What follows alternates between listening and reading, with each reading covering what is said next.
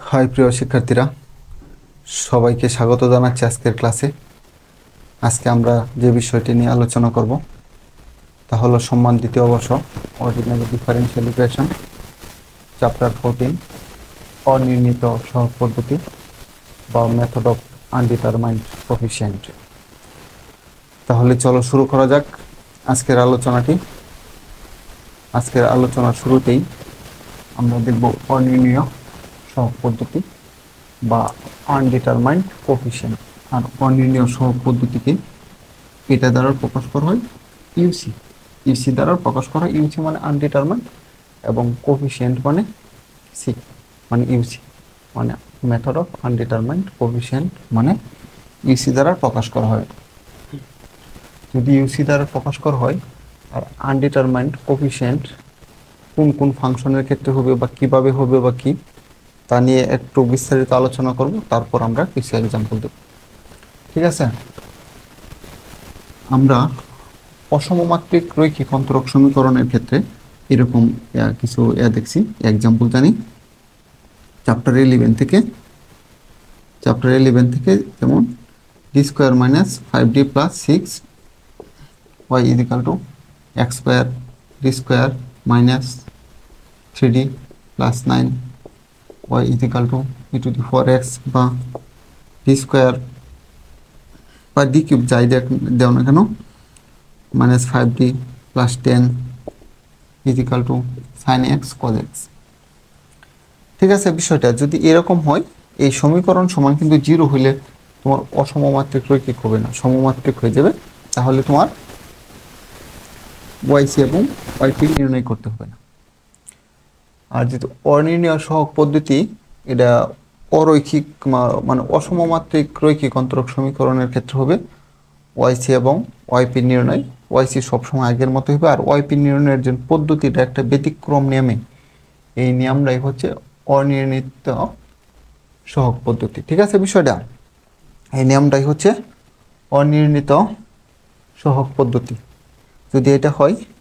আর এটার জন্য অনির্ণীত সহগ পদ্ধতিতে যদি কি করতে চাই, আমরা সমাধান করতে চাই, তাহলে এই যে সমীকরণ মানে D square minus 5d plus 9 y is equal to, এখানে প্রত্যেকটাই কিন্তু এক্স থাকবে, এক্স এর ফাংশন। ইচ্ছা করলে এটাকে আমরা এক্স অফ এক্স লিখতে পারি। আর এটা যেহেতু ডি এর একটা সমীকরণ, অন্তরক সমীকরণ, এটাকে লিখলেও তুমি লিখতে পারো F of D y is equal to x of x. ঠিক আছে, তাহলে কোন কোন ফাংশনের ক্ষেত্রে আমরা অনির্ণীত সহগ পদ্ধতি ব্যবহারের মাধ্যমে ওয়াইপি নির্ণয় করতে পারবো। এখানে যদি এরকম একটা ফাংশন থাকবে এক্স টু দি 4n, যেখানে এক্স টু দি 4n আর একটা ই টু দি 4x আর একটা হবে সাইন এক্স আর একটা কজ এক্স, এই ফাংশনগুলো থাকতে পারবে। আর এখানে N x to the 4n, N belongs to natural number N, মানে এক্স এর পাওয়ার যেটা হবে যাই হোক না কেন এটা ধনাত্মক হতে হবে, এটা ঋণাত্মক পাওয়ার হলে হবে না। আর এরা কি করতে হবে, এটা e to the 4x sine x অথবা কজ এক্স এগুলো থাকতে পারবে। এগুলো তোমার যোগ আকারে থাকতে পারে, যেমন x to the 4n plus E to the 4x বা x to the 4n E to the 4x। X to the 4n না দিয়ে আমি এখানে কত দিলাম, এক্স স্কোয়ার দিলাম আর এখানে এক্স দিলাম। এরকম যোগ আকারেও থাকতে পারবে, বিয়োগ আকারেও থাকতে পারবে। যদি এই ফাংশনের যদি থাকে তাহলে আমরা কি করব, অনির্ণীয় সহগ পদ্ধতিতে ওদের সমাধান নির্ণয় করতে পারবো। আর বিশেষ কথা হচ্ছে যদি বলে দিই অনির্ণীয় সহগ পদ্ধতিটাই দেখো, অনির্ণীয় সহগ পদ্ধতি, তাহলে আমরা এটা করবো, না হলে করবো না। ঠিক আছে, বিষয়টা যদি এটা হয় তাহলে করবো, না হলে তো আমরা এই যে চ্যাপ্টার 10 চলক সহগ বিশিষ্ট সমমাত্রিক অন্তরক সমীকরণ, আর না ধ্রুবক সহগ বিশিষ্ট সমমাত্রিক অন্তরক সমীকরণ, আর একটা ধ্রুবক সহগ বিশিষ্ট সমমাত্রিক সমীকরণ,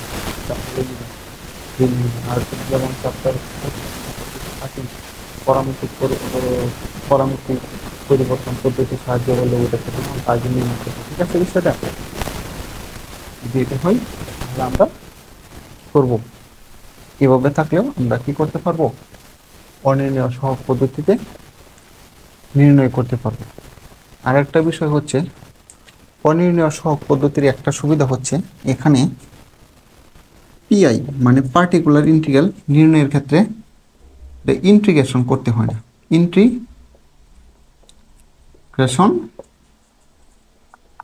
করতে হয় না, সরাসরি সমাধান ধরা যায়। যদি এখানে এরকম একটা ফাংশন থাকতো এক্স স্কোয়ার বা এরকম, তাহলে y is equal to a x square, যেহেতু এখানে একটা ফাংশন এই জন্য একটা কনস্ট্যান্ট থাকবে। যদি এটার ক্ষেত্রে করতাম তাহলে এটা এরকম, ঠিক আছে বিষয়টা। আর যদি দুইটা গুণাকারে থাকতো এরকম, তাহলে আমরা লিখতাম a x plus b to the four x. এখানে এ এবং বি হচ্ছে ইচ্ছামূলক ধ্রুবক, আর ওয়াইপির ক্ষেত্রে যেহেতু আমরা কি করছি ইচ্ছামূলক ধ্রুবক ব্যবহার করেছি, তাই আমরা কি করব এই ইচ্ছামূলক ধ্রুবকের একটা মান করতে হবে। মানে এটা যেহেতু বিশেষ ইন্টিগ্রাল চ্যাপ্টার 1 এই বইয়ের আমরা পড়ছিলাম, বিশেষ সমাধান হচ্ছে ধ্রুবক সমূহের নির্দিষ্ট মানের জন্য যে একটা আমরা সমাধান পাবো তাকে বিশেষ সমাধান বলা হয়। তাহলে এখানে আমরা যে কোনোভাবেই হোক এ এবং বি বা এ এর মান বসিয়ে দিয়ে এটাকে বিশেষ সমাধান রূপান্তর করতে হবে। যেহেতু আমরা কি করি না এখানে কোনো ইন্টিগ্রেশন করে ধ্রুবক ব্যবহার করি নাই, তাই এই ধ্রুবকের মান কি করতে হবে, বাহির করে মান বসিয়ে একটা বিশেষ সমাধানে রূপ দান করতে হবে। ঠিক আছে বিষয়টা। আজকে শুধুই এটাও আলোচনার বিষয়। আজকে এখন আমরা দেখব এই অনির্ণিত সহগ পদ্ধতিতে সমাধান করার জন্য ইউসি ফাংশন এবং ইউসি সেট জানতে হয়। ইউসি ফাংশন এবং ইউসি সেট কি? ইউসি ফাংশন এবং ইউসি সেট হচ্ছে যদি F of D y is equal to x of x, এইটা কিন্তু অন্তরক সমীকরণ। এই অন্তরক সমীকরণের এক্স অফ এক্স কি ইউসি ফাংশন বলে। মানে এই যে আমরা এরকম D square plus 5d plus 9 y is equal to x square, এই যে এক্সটাকে ইউসি ফাংশন বলে। ঠিক আছে বিষয়টা, এতকে ইউসি ফাংশন বলে। আর তাহলে ইউসি সেট কাকে বলে? এতকে যদি ইউসি ফাংশন বলে এবং এক্স অফ এক্স এর পর্যায়ক্রমিক অন্তরক সহগের ধ্রুবক সংখ্যার গুণিতক, ধ্রুবক সংখ্যার গুণিতক রাশি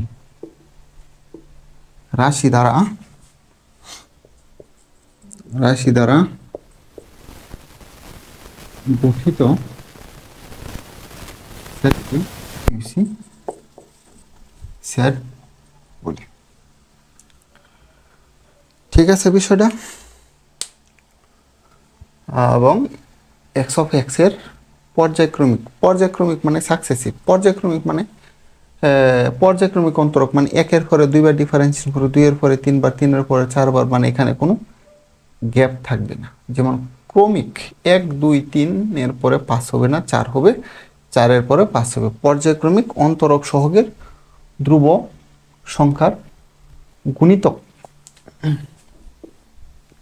গুণিতক রাশি দ্বারা গঠিত সেটকে ইউসি সেট বলে। ঠিক আছে। আর ইউসি সেট বা ইউসি ফাংশন থেকে ইউসি সেট কিভাবে করা হয়, এই কথাটা মনে রাখলেই হবে। কত পর্যায়ক্রমিক অন্তরক সহগের এটাকে উপরে লিখে রাখবো, একটু উপরে লিখে দিই, তাহলে আমার এটা বোঝাতে অনেকটা সহজ হবে। পর্যায়ক্রমিক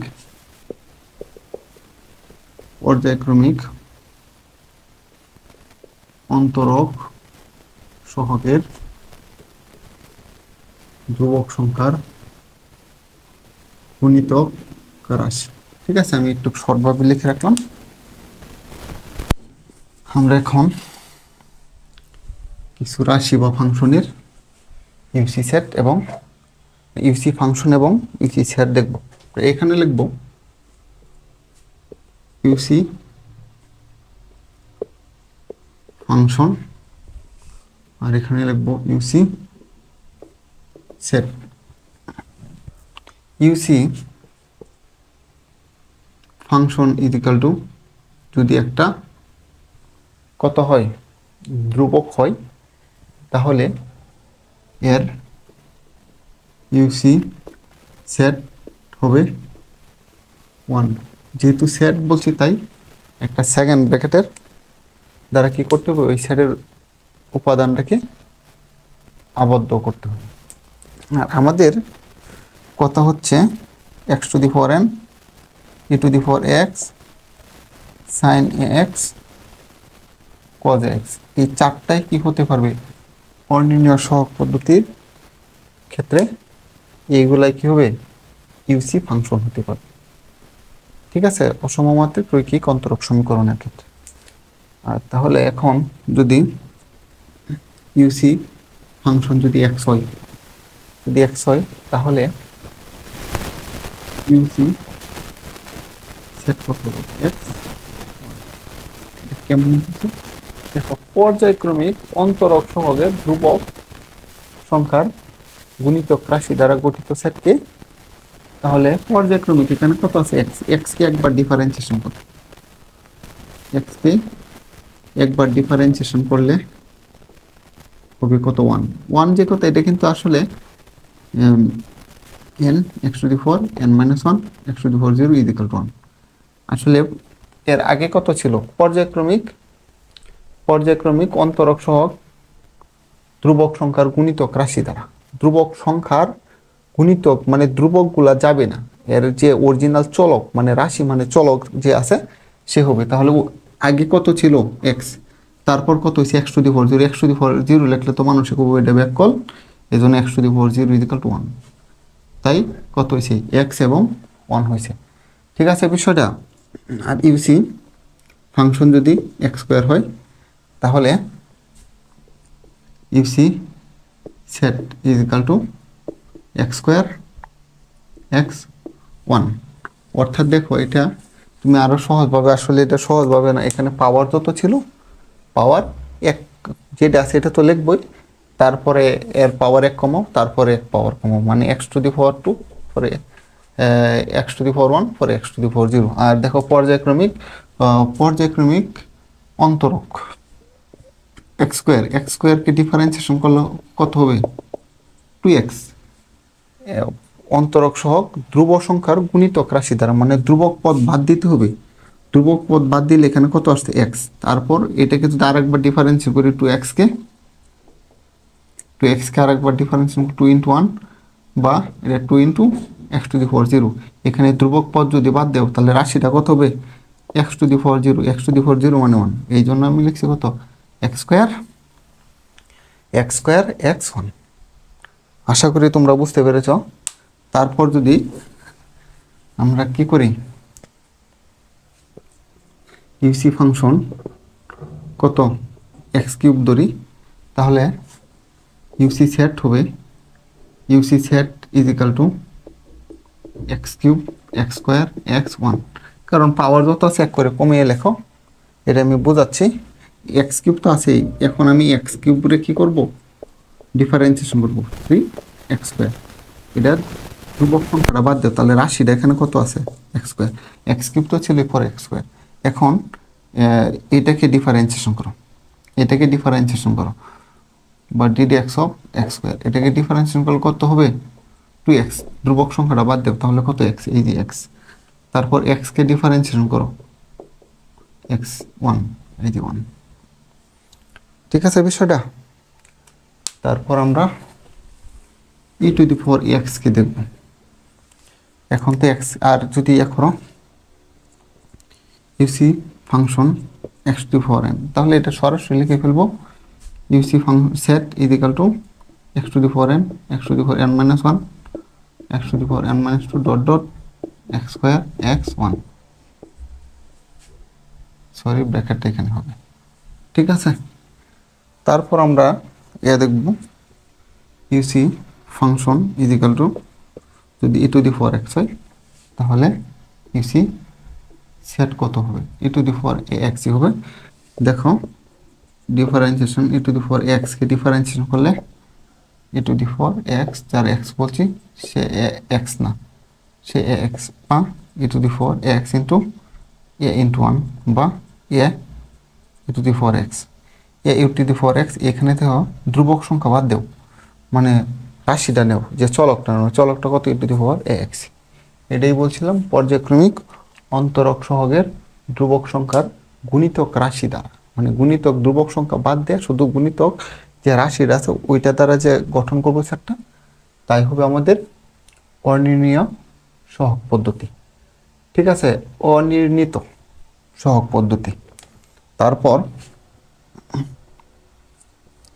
ইউসি ফাংশন যদি সাইন এক্স হয় তাহলে এটা কি হবে, একবার সাইন এক্সকে ডিফারেন্সিয়েশন করো, d d x of sine x, sine এক্সকে ডিফারেন্সিয়েশন হলে কত হবে, কজ এক্স, যাকে এক্স বলছি সে এক্স না, সে এ এক্স, বা cause a x, A into x K x equal one, বা এ ইন্টু কজ এ এক্স। তবে এখানে ধ্রুবক ছাড়া রাশি কোনটা, কজ এ এক্স, এই জন্য একটা তো সাইন এ এক্স আছেই, আর একটা হবে কজ এক্স। দেখো যেমন এখানে এক্স কিউ কিন্তু ওই সাইডের কি উপাদান ছিল, তাহলে এখানে ইউসি সেট হবে sine a x cos a x, ঠিক আছে। তারপর আমরা দেখব cos a x, cos a x y c function যদি কজ এ এক্স হয় তাহলে ডিফারেন্সিয়েশন কজ এক্স, কজ এক্সটা করলে minus sine a x, cos এক্সটা করলে মাইনাস সাইন এক্স, কজ এক্সকে করলে মাইনাস সাইন এক্স, যাকে এক্স বলছি সে এক্স না, সে কত এ এক্স, বা minus sine a x, A x এক্সের করলে ওয়ান, বা মাইনাস এ সাইন এক্স। এইখানে চলকটা কত, জাস্ট সাইন এক্স, কনস্ট্যান্ট তো মুক্ত, কনস্ট্যান্ট ছাড়া ডি হবে ওই সাইডের ইউসি ফাংশন, বা ইউসি সেট জেড হবে ইউসি পর্যায়ক্রমিক যদি অন্তরক ডিফারেন্সিয়েশন করি তাহলে আর কি ধ্রুবক পদ বাদে যে রাশিগুলো থাকবে ওইগুলো নিয়ে। তাহলে আগে ছিল কস, এখন এরকে পর্যায়ক্রমিক ডিফারেন্সিয়েশন করলে কত হয়েছে sine, y c set is equal to cos x sine x. এগুলো মোটামুটি জানলে, আর অনেকগুলা এখানে আছে, অনেকগুলোর মধ্যে এখন যদি একসাথে ইউসি যে ফাংশনটা যদি একসাথে কি থাকে, দুইটি থাকে, যেমন এখানে তো এক্স স্কয়ার লিখলাম, তারপর e to the four x sine x cos x, এগুলো না যদি দুইটি একসাথে থাকে, যদি এরকম হয় x e to the four x, তাহলে কি হবে, তাহলে হবে UC function x e to the four x. তাহলে ইউসি সেটটা হবে তোমার এখানে এক্স না, এক্স কোথায় ছিল, এক্স এই যে এটা এক্স, আর ই টু দি ফোর এক্সটা কোথায় দেখো, e to the four x, এই দুইটার লিনিয়ার কম্বিনেশন দ্বারা লিখতে হবে। যেমন এটা e to the four x দ্বারা একে গুণ করে লিখবো একবার, বা x e to the four a x, তারপর লিখবো ওয়ান এবং e to the four x, মানে e to the four x, ঠিক আছে বিষয়টা। আর একটা আমরা লিখবো যদি ইউসি যদি কত হয় x square e to the four x, তাহলে এক্স স্কোয়ারটা কত ছিল, এক্স স্কোয়ার ছিল এটা, এবং ই টু দি ফোর এক্সটা ছিল এটা, তাহলে এর হবে সেটটা হবে UC set is equal to কত, x square e to the four x, পরে x e to the power x, পরে শুধু ই টু দি পাওয়ার এক্স। ঠিক আছে, বিষয়টা আমরা আর একটা দেখব সাইন এক্স এবং কজ এক্স এর ক্ষেত্রে কি হয়। একটু উপরে লিখতে হবে, একটু উপরে লিখি নাকি, x square sine x cos x, দুইটা নিচে দুইটা মুছে দিই নাকি, এছাড়া কোনো নেই। যদি এটা এরকম হইতো UC function is equal to x square sine x,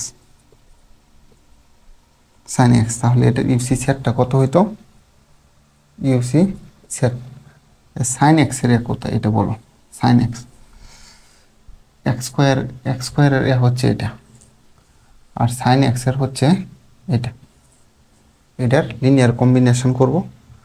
linear যদি কম্বিনেশন করি ইজ ইকাল টু কত, এক্স স্কোয়ার দিয়ে এই দুইটাকে গুণ দিয়ে লিখবো,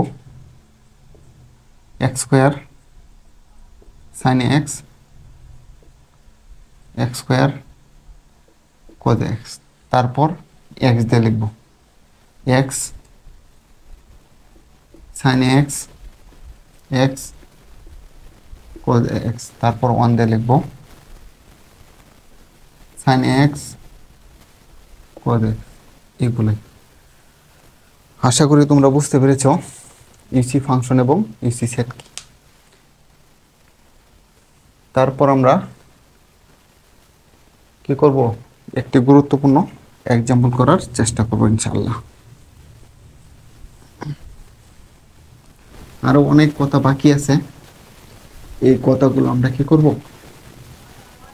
এক্সাম্পল করার সাথে সাথে করব। ঠিক আছে, বিষয়টা যদি আমরা এক্সাম্পল করার সাথে সাথে করি, তাহলে এক্সাম্পল হচ্ছে অনির্ণীত সহগ পদ্ধতিতে সমাধান করো। ঠিক আছে, তাহলে আমরা লিখব, দেওয়া আছে t square minus 1 y equal to e to the power 2x, এক নং সমীকরণ। সুতরাং এই অক্সিলারি ইকুয়েশন সমান কি হবে, দিকে m square minus 1 equal to 0, auxiliary equation সমান সমান কত, দিকে m এর রূপান্তর করার পর কি করতে হয়, 0 লিখতে হয় নাকি। এটাকে একটু সমাধান করো, a square minus b square equal to 0 বা a plus b whole into a minus b equal to 0, সুতরাং minus 1 plus 1 equal to plus 1। ঠিক আছে, তাহলে আমরা লিখব, সুতরাং complementary function CF YC is equal to C1 e to the power minus 1x নাকি, minus x plus C2 e to the power plus 1x। ঠিক আছে, বিষয়টা এটাই হচ্ছে কমপ্লিমেন্টারি ফাংশন। এখন আমরা লিখব ইউসি ফাংশন,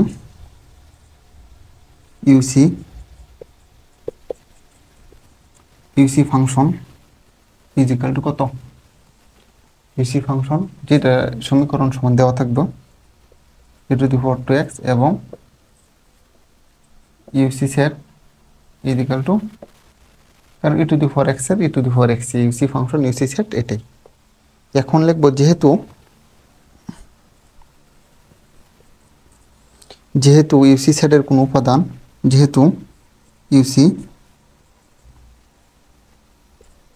সেটের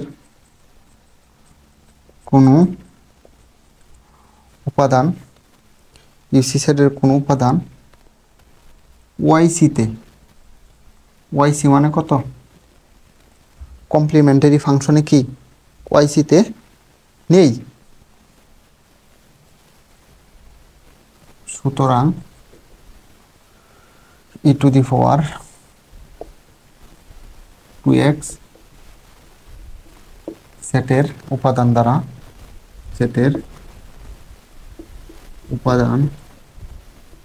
দ্বারা ওয়াইপি নির্ণয় করতে হবে, ওয়াইপি নির্ণয় করতে হবে। এখন আমার একটা প্রশ্ন হচ্ছে, এখন যেহেতু ইউসি সেটের কোনো উপাদান, ইউসি সেট কোনটা, এটা না, ওয়াইসি কত, ওয়াইসিতে দেখো e to the power minus x আর ই টু দি পাওয়ার শুধু এক্স, আর এখানে ছিল টু এক্স। যেহেতু e to the power two x নেই, এই জন্য তোমার কি করতে হবে, এই UC set e to the power two x দ্বারাই কি করতে হবে, আর সমাধান নির্ণয় করতে হবে। যদি থাকতো, যদি ওয়াইসিতে, যদি ইউসি সেটের উপাদান যদি ওয়াইসিতে থাকতো, থাকলে কিন্তু অঙ্ক করা যাবে না। থাকলে কি করতে হবে, ইউসি সেটকে একটা এক্স এর ফাংশন দ্বারা, মানে এক্স দ্বারা গুণ করতে হবে, যাতে এইখানের এই ইউসি সেটের উপাদানটা যাতে ওয়াইসি সেটের কোনো উপাদানের সাথে যাতে কি না মিলে। মিললে অঙ্ক হবে না, মিললেই এক্স দ্বারা গুণ করতে হবে। তুমি এক্স দ্বারা গুণ করবা না এক্স স্কোয়ার দ্বারা গুণ করবা। তুমি এখানে যদি এক্স স্কোয়ার থাকে তাহলে এক্স কিউব দ্বারা গুণ করবা, যদি এখানে এক্স থাকে তাহলে তুমি এখানে এক্স স্কোয়ার দ্বারা গুণ করবা। তাহলে ওইখানে ইউসি সেটের উপাদান এবং ওয়াইসি সেটের উপাদান তাহলে মিল হবে না। মিল না হলেই এর সমাধান বাহির করা যাবে, না হলে এর সমাধান বাহির করা যাবে না। যদি মিলে যায় তাহলে এটাকে বাস্তব কথা যে শুধু এক্স দ্বারা গুণ করলে এই ওয়াইসি সেটের সাথে কোনোদিন কি করবে না, এটা মিলবে না। তাই যদি মিলে যায় তাহলে আমরা কি করব, এক্স দ্বারা গুণ করব। ঠিক আছে, বিষয়টা এ করতে হবে, ওয়াইপি নির্ণয় করতে হবে। যদি ওয়াইপি নির্ণয় করতে হয় তাহলে ধরি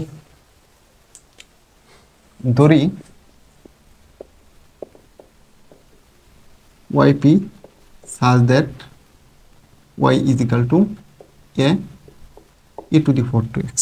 এখন এই দেখো, এটা তো আমি আগেই বলছি, এটার যেন ওয়াইপিটা নির্ণয় করতে হবে। এই ওয়াইপি তোমার কি হয় না, কোনো ইন্টিগ্রেশনের মাধ্যমে করব না, আমরা সরাসরি, যেহেতু এখানে সেটের উপাদান ই টু দি 4 টু এক্স একটা ফরম্যাট আছে, এই জন্য আমি একটা ইচ্ছামূলক ধ্রুবক নিচ্ছি। যদি দুইটা থাকতো গুণাকারে তাহলে এ প্লাস এটা প্লাস বি ওইটা লিখতাম। ঠিক আছে, এটা লিখতাম। তাহলে এ করো, আমি এখান থেকে যদি মান বাহির করতে চাই, 1 নং সমীকরণটাকে দেখো তো এখানে কি আছে। এখানে আছে d square minus 1 y is equal to e to the 4 two x, বা D square y minus y is equal to e to the 4 two x, এটা না। আর যেহেতু এখানে আমরা ইচ্ছামূলক ধ্রুবক একটা বসিয়ে দিছি কোনো ইন্টিগ্রেশন না করেই, তাহলে এই ধ্রুবকের মান যে কোনো উপায়ে বাহির করতে হবে। আর আমরা জানি একটি নির্দিষ্ট মানে বিশেষ সমাধানের ক্ষেত্রে বিশেষ সমাধান কি, চ্যাপ্টার 1 বিশেষ সমাধান হচ্ছে একটা অন্তরক সমীকরণের ধ্রুবক সমূহের নির্দিষ্ট মানের জন্য যে সমাধান পাই তাকে বিশেষ সমাধান পাই। তাই এখানে যেহেতু ইন্টিগ্রেশন ছাড়া কি করছি আমরা, অন্তরক সমীকরণে আমরা এ নিয়ে আসতেছি, তাই এখানে এ এর মান যে কোনো উপায়ে বসাইতে হবে। আর এখানে যেহেতু D square y minus y is equal to e to the 4 x, এখানে এই উভয় পক্ষকে একবার ডিফারেন্সিয়েশন করো, dy is equal to d e to the 4 two x, বা dy is equal to a e to the 4 x করলে e to the 4 x, যাকে x বলছি সে এক্স না, হ্যাঁ 2x, 2x একবার করলে 2 × 1 মানে 2a e to the 4 two x. আমার কেন ডিফারেন্সিয়েশন করতেছি, কারণ এখানে ডাকে আছে একটা অরিজিনাল যে ডাকে মানে প্রদত্ত সমীকরণে আছে কি এটা, আমার ডি স্কোয়ার ওয়াই এ করতে হবে। ডি স্কোয়ার ওয়াই যদি করি, আর এটা হচ্ছে dy ইজ ইকাল টু এত, আবার যদি ডিফারেন্সিয়েশন করি d square y is equal to d 2a to the 4 two x, বা D square y is equal to, এখানে তো 2a কনস্ট্যান্ট, আর d e to the 4 two x, বা D square y is equal to 2a e to the 4 x to the 4 x, যাকে x বলছি সে x না, সে 2x, 2 × 1 মানে 2 × 4 e to the 4 two x. ঠিক আছে বিষয়টা। এখন আমার মান আসছে কত, D square y, D square y এর মান আমরা পেয়ে গেলাম কত, ডি স্কোয়ার ওয়াই এর মান আমরা পেয়ে গেলাম 4 ই টু দি 4। আর একটা আমরা যে সমীকরণটা ধরছিলাম YP y is equal to a e to the 4 two x, আগে যেহেতু সমীকরণ 1 নং আছে তাহলে এটাকে আমরা কি করব, 2 নং ব্যবহার করব। 2 নং যদি ব্যবহার করি এখন আমরা এই ডি স্কোয়ার ওয়াই বা ওয়াই এর মান 1 নং বসিয়ে দেবো। 1 ব্র্যাকেট এখন একটু মুছতে হবে আমাদের ওয়াইসিটা। হ্যাঁ, ওয়াইসি যেহেতু এখানে আছে কোনো সমস্যা নেই, ওয়াইসি এখানে থাক। এখন 1 নং এ মান বসিয়ে দেব নাকি? 1 নং এ যদি আমরা মান বসিয়ে দিই তারপর হবে এখন 1 নং এ মান বসিয়ে দেব 1 implies that d square y minus y is equal to e to the power 2x।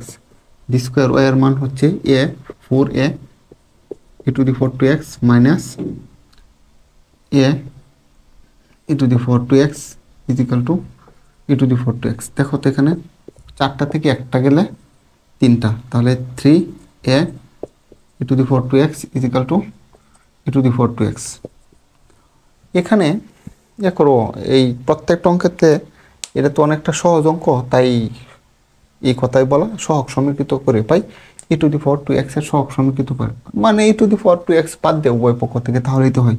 তাহলে কত হবে 3a is equal to 1 বা a is equal to 1/3। দেখো a এর আমরা কি করলাম, মান পেয়ে গেলাম। a এর যদি মান পেয়ে যাই তাহলে a এর মান যদি পেয়ে যাই, সুতরাং yp is equal to 1/3 e to the power 2x। আমরা yp এর মান পেয়ে গেলাম। তাহলে লিখব সুতরাং জেনারেল সলিউশন, সুতরাং gs y is equal to yc plus yp। yc এর মান কত? yc এর মান হচ্ছে c1 e to the power minus x, c2 e to the power plus x plus yp এর মান হচ্ছে 1/3 e to the power 2x। এটি আমাদের অনির্ণীত সহগ পদ্ধতিতে সমাধান। আশা করি তোমরা বুঝতে পেরেছ। সবাইকে ধন্যবাদ এতক্ষণ আমার সঙ্গে থাকার জন্য।